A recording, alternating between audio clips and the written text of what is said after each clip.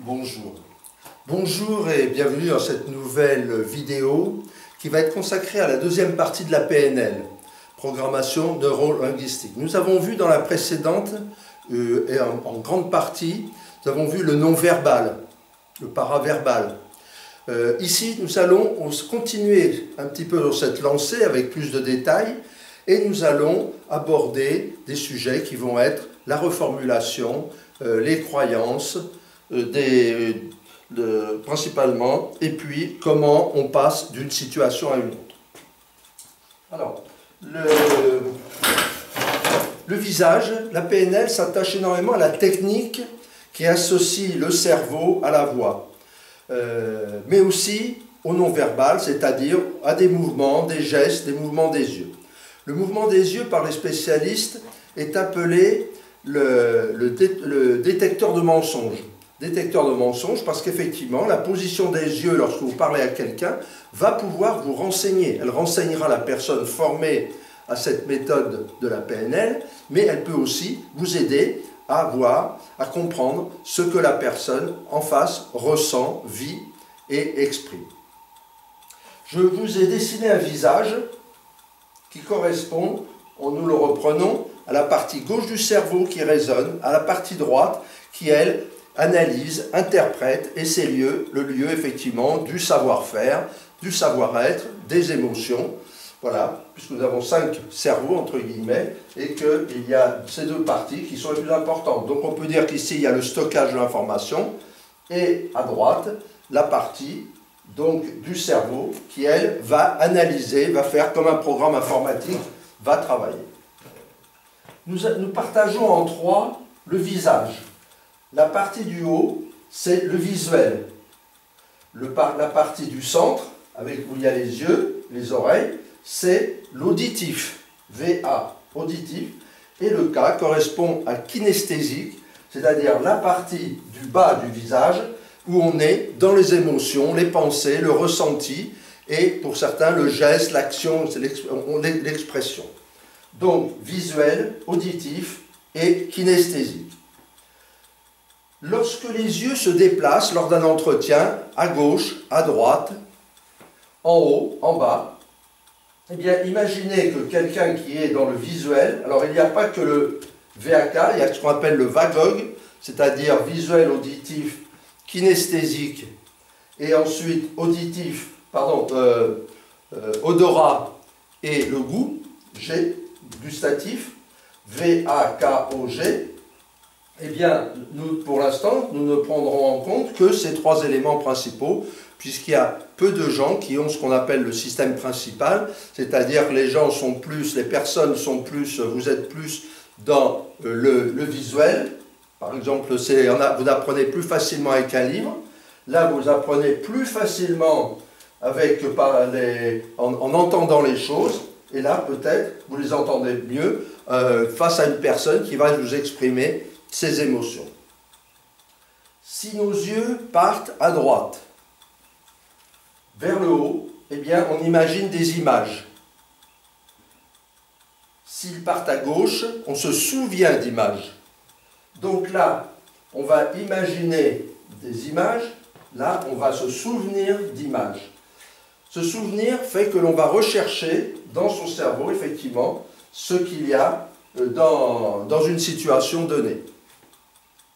Et puis, il y a la partie intermédiaire. La partie intermédiaire, on va imaginer des sons, on va se souvenir de sons. Et ici, je ressens des émotions, et là, je suis dans mes pensées. Si vous êtes en entretien, et puis qu'on voit que vous êtes en train de regarder vers le bas à gauche, eh bien, c'est que vous êtes dans vos pensées. Qu'est-ce que la personne pense? Est-ce qu'elle est dans le sujet? Pareil pour le recruteur. Le recruteur peut très bien vous dire, eh bien, effectivement, je vais faire ceci tout à l'heure, etc. Et puis il continue sur sa lancée pendant que vous vous exprimez. Vous allez voir que son regard part furtivement ou volontairement vers la gauche en bas, Et à ce moment-là, vous allez vous dire, tiens, il n'est pas dans mon sujet, et ça sera à vous d'intervenir, peut-être lui dire, bon, suis-je assez clair? Voulez-vous que je vous précise un sujet? Peut-être, est-ce que je me suis bien exprimé? Donc là, vous allez raviver son intérêt. Mais nous le verrons lorsque nous parlerons des entretiens, nous parlerons du dialogue, de l'expression du dialogue et la façon de s'exprimer lorsqu'on est en entretien. Voilà, ces trois parties du visage, donc le visuel, l'auditif et le kinesthésique, et puis des choses qui sont plus dans les souvenirs et les pensées, des choses qui sont plus dans l'imagination et l'émotion. Je vais maintenant vous parler de la reformulation. La reformulation, effectivement, là aussi, c'est l'action du cerveau qui va faire que vous reformulez. Contrairement à l'analyse transactionnelle, c'est la recherche de la façon dont l'analyse, donc on exprime les choses, comment on réfléchit aux choses, comment on voit sa vie, comment on a construit sa vie, comment sa vie se déroule. Là, on est plus dans une étude de la façon d'exprimer. Là, nous sommes dans une méthode qui est beaucoup plus technique et qui conviendra certainement moins bien à des gens qui sont justement des émotifs, puisque là, on est dans quelque chose où l'on étudie une situation à un moment donné. Ici et maintenant est une des lois, des raisons de la PNL. Alors, la reformulation, elle peut s'exprimer de façon diverse. La reformulation, il y a la reformulation de base, celle qu'on connaît classique, qui est dans un entretien. Eh bien, si par exemple on vous dit, donc vous venez bien pour le poste de chargé de mission. Oui, je viens bien pour le poste de chargé de mission. Vous avez reformulé ce que la personne vient de dire. Vous avez donc montré votre écoute. Nous avons parlé antérieurement, dans une vidéo précédente, de l'assertivité lorsque nous avons été dans les tests. L'assertivité qui va vous permettre non seulement de montrer que vous avez compris, que vous avez entendu, que vous avez compris, mais aussi vous allez relancer l'information. Et vous allez voir que ce que vous donnez, oui, effectivement, je suis là pour le poste de chargé de mission qui est à Strasbourg, poste de chargé de mission qui se passe à l'agence de tel endroit. Donc vous montrez, est-ce bien cela? Donc vous montrez que vous tendez la perche à la personne pour montrer que vous avez bien compris, et vous allez comprendre la réponse de la personne. Oui madame, oui monsieur, c'est bien à l'agence de Montélimar que ce poste est situé. Il est situé 5 Grand Rue à Montélimar. À partir du moment où vous avez cette information, vous allez pouvoir dire oui, effectivement, vous allez reformuler. Alors il ne faut pas que ça tourne à la singerie. Il faut montrer que sur des points, là ce n'est pas des points importants, mais sur des points assez importants, vous pouvez dire effectivement, j'avais bien noté que c'était aux 5 rues, etc., etc. Et vous allez pouvoir avoir à ce moment-là un échange avec la personne, qui est le but du dialogue, d'échanger. Nous y reviendrons. Donc la première méthode de formulation, eh bien, c'est effectivement de reprendre la façon dont la personne a parlé. Mais il y a aussi d'autres choses. Je viens vous voir pour réaliser un coaching en retour à l'emploi. Vous pouvez reprendre le début de la phrase. Un coaching, je viens vous voir, vous venez me voir. Première façon de faire. Deuxième façon, pour un retour à l'emploi. Donc, à chaque fois, vous laissez la personne reprendre et continuer la phrase, puisque vous n'avez repris qu'une partie. C'est-à-dire qu'en fait, vous n'arrêtez pas la conversation, vous reprenez une partie et la personne va pouvoir reprendre la main pour continuer la conversation, vous la redonnera.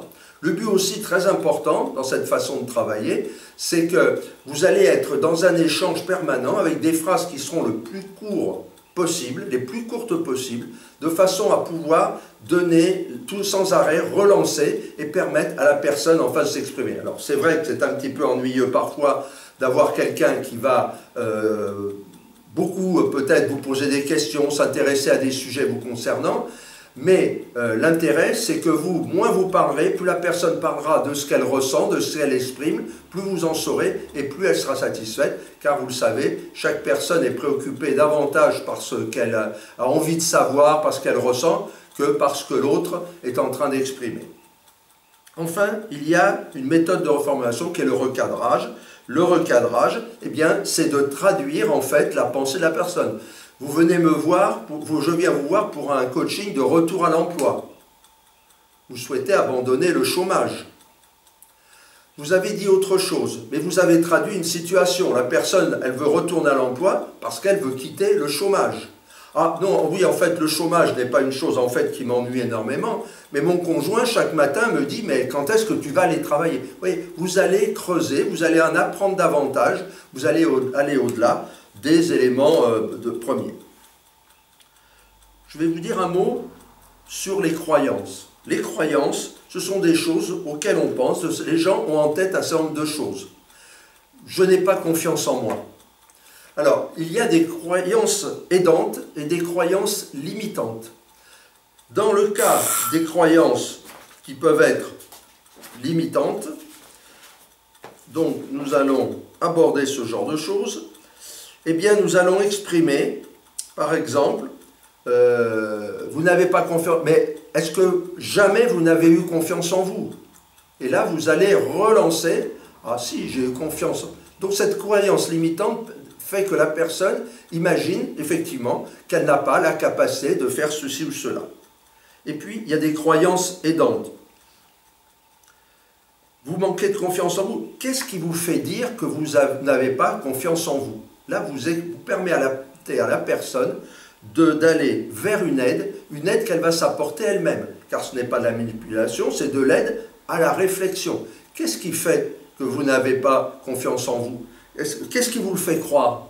Ah bien, les gens me disent que ce que je fais, ben, c'est toujours nul, etc. Et là, vous entamez une discussion avec la personne, vous creusez. Vous voyez, la PNL va vous permettre de travailler sur le raisonnement. L'analyse transactionnelle va mieux vous permettre de comprendre des situations. Et là, on est aussi dans quelque chose qui est très intéressant, c'est les ressources.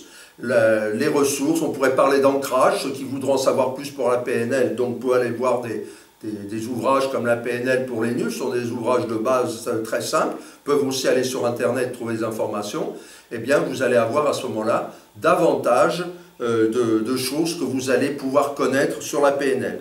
Donc le switch, c'est l'échange d'une situation par une autre, c'est-à-dire qu'on va aller dans des ressources positives, nous n'avons pas en nous, et c'est rare, les ressources pour le faire, eh bien nous irons vers une réaction, la prise de ressources qu'on imaginera pour l'implanter. Et là, on parle d'auto-ancrage, c'est-à-dire on va se mettre dans l'esprit quelque chose qui est positif. Nous n'irons pas plus loin, nous n'allons pas aller plus profondément dans le sujet. Je vous souhaite une bonne étude et un bon intérêt pour cette partie de la PNL. Vous voyez, c'est très court, on est dans des 2 fois 10 minutes. Eh bien, c'est très court, mais vous pouvez en apprendre beaucoup plus par vous-même si ce sujet vous intéresse et que vous voulez davantage maîtriser l'humain. Je vous remercie de votre intérêt. N'hésitez pas à vous abonner à notre chaîne, à liker, à faire des commentaires, et éventuellement nous poser des questions, nous en serons très contents. Je vous souhaite une bonne continuation et à très bientôt.